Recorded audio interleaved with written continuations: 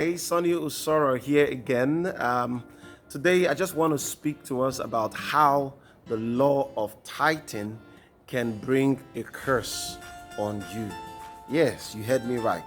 How the law of tithing can bring a curse on you. But before I go further, please, if you have not subscribed to my YouTube channel, please feel free to do so.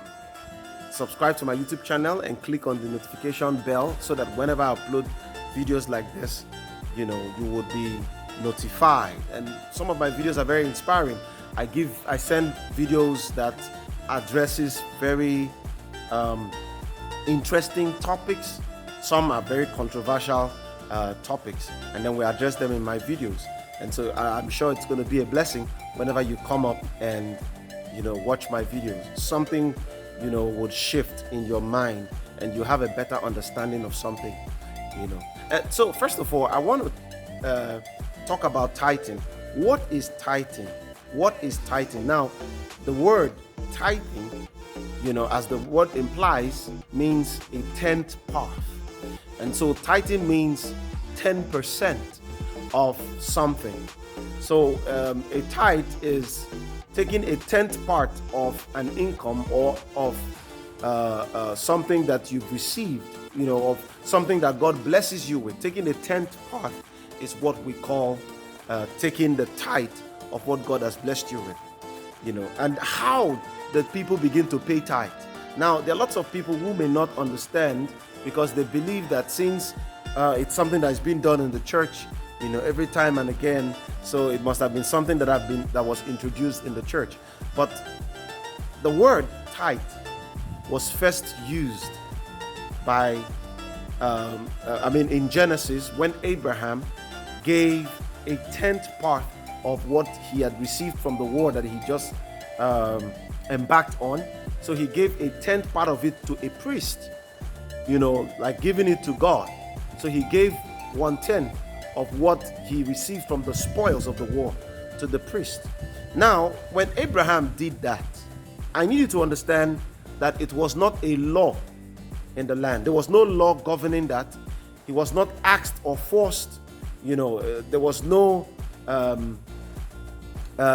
principle, of doing that, back in the days. It was something that he did as a demonstration of faith or his love for God. So Abraham might have decided that he wanted to give God 20% of what he received, or 30%, or even 50%, and that would have been fine. So basically, Abraham gave a portion of what he received, to the priest. Now, down the line, the Israelites imbibed it in their law. So it now became a part of their custom, a part of their culture as a nation, the nation of Israel. Why? Because they had 12 tribes in Israel, and out of these 12 tribes, one of the tribe, which we call the Levites, the Levites had to work in the temple. The Levites were working in the temple, and they were not supposed to do any other work but work for God, work in the temple. And the tithe was from the tithe that the Levites, which was one of the tribes, one of the 12 tribes, it was from the tithe that they were being sustained, because they were a tribe that didn't work, and so there was ways in which the tithing was done. There were actually three kinds of tithing that they took, in Israel as a nation. So I need to understand that this was a nation thing. This was this was an Israelite thing. This was not a thing of every nation. It was something that Israel, did as their own personal covenant relationship with God. I needed to understand, to get this now from where I'm coming from. Okay, so now Jesus comes, Jesus dies, and Jesus resurrected, and he sent his spirit, and then the church is born.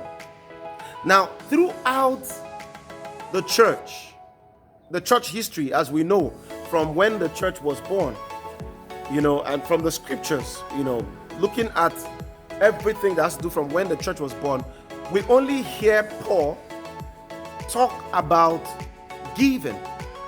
In fact, in some scriptures he says, give according to how God has blessed you. There was no mention of tithing. There was no mention of tithing, as a way of being blessed. There was no mention of tithing as something that if you don't do, you are not a part of the church, because remember, tithing started from Abraham, and then it became an Israelite thing. It became something that the Israelites had to do as a covenant.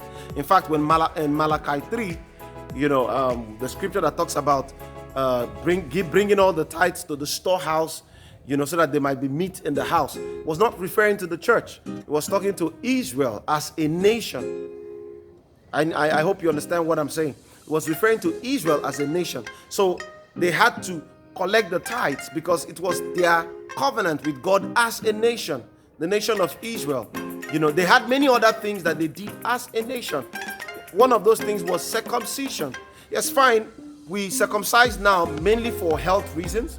From observations, when someone is circumcised, they seem to have a better chance of being healthy, and many other reasons, but as a Christian, as a child of God, you don't need to be circumcised to be a child of God. But then it was imbibed in the Israelites' culture. It was something that made you an Israelite. So in the same manner, the tithing in the law was what made you an Israelite. You had to tithe as an Israelite. Now, when a person, with a child of God, when someone becomes born again and Jesus Christ now lives in you, and you are now a child of God, you don't come under laws. You don't come under the Israelite laws anymore. You are now under the grace through Jesus Christ. The reason why you have been accepted as a child of God is based on the blood of Jesus that was shed for you. So am I saying if you still go on to tithe is a wrong thing? It's like asking if you still go on to circumcise. Is it wrong? There's nothing wrong in circumcising, in being circumcised, but it's no longer a law for the believer. That's why Paul said that when you circumcise, he says whether you circumcise or you don't circumcise, it has nothing to do with our salvation or our walk with God. You can circumcise if you feel like it, and there's nothing wrong with it.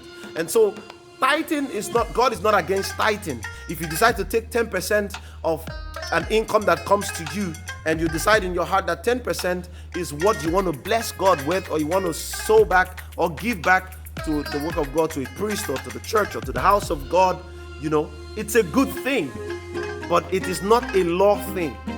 So what I'm saying is, being a child of God, you are not obligated to tithe. Why?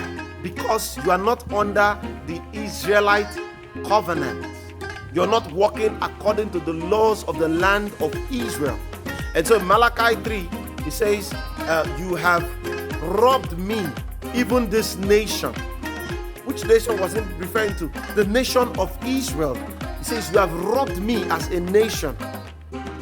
You see, so as a Christian, as a believer, you are no longer under the law of tithing. It therefore means that if you tithe, you'll be doing what Abraham did. If you're giving a tithe, you're giving a tithe because you have decided in your heart that what you want to give to God from what He has blessed you is a 10%. Now, the law of tithing will mean that even when you give a 50% from what God has blessed you, because of that law of tithing that is at the back of your mind, you would still feel like there is still a law that you have to that you're obligated to fulfill, that you have not fulfilled.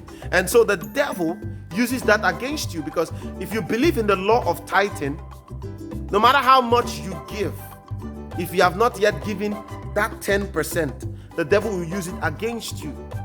So that's how the devil puts you under bondage, and then you come under the curse, because your mind is not liberated. Whatsoever you think it's, or whatever is wrong to you, whatever you feel is wrong to you and you do it, it becomes a sin unto you. And so if you are someone who does not have an understanding of tithing, and you believe that tithing is a sin, whenever you miss or you omit to tithe, you would be sinning, because that is your level of understanding. So that's the reason why it's important that you have an understanding of tithing. Why was there tithing in the Old Testament? Why was it never mentioned in the epistles, which is for the believer? Why did Jesus only mention tithing once, and it was addressing the Pharisees, who were the people of the law, telling them, he said, woe unto you, because you are faithful in your tithing, but you are not keeping the other commandments, the other laws. So that was actually a law thing.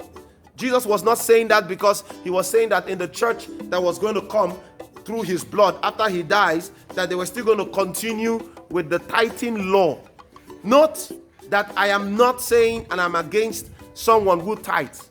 Why? Because when you tithe, you've given. So if I support giving, then I shouldn't be against tithing, because tithing is a form of giving that is made in a ratio of 10%. But what am I saying? All I'm saying is you are not under the law to tithe. You can simply just give.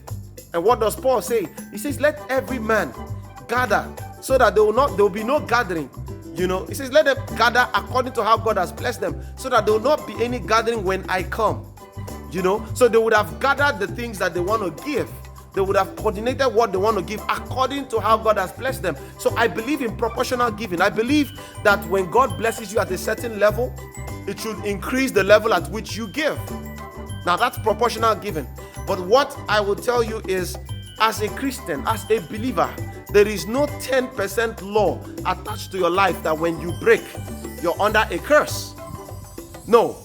Christ has redeemed us from the curse of the law, because he became a curse for us when he got hung up on the tree. And so whatever the law was, whatever curse the law was supposed to bring on the land of Israel for not tithing, is not applicable to the believer. And so what happens in the New Testament? How do we now give?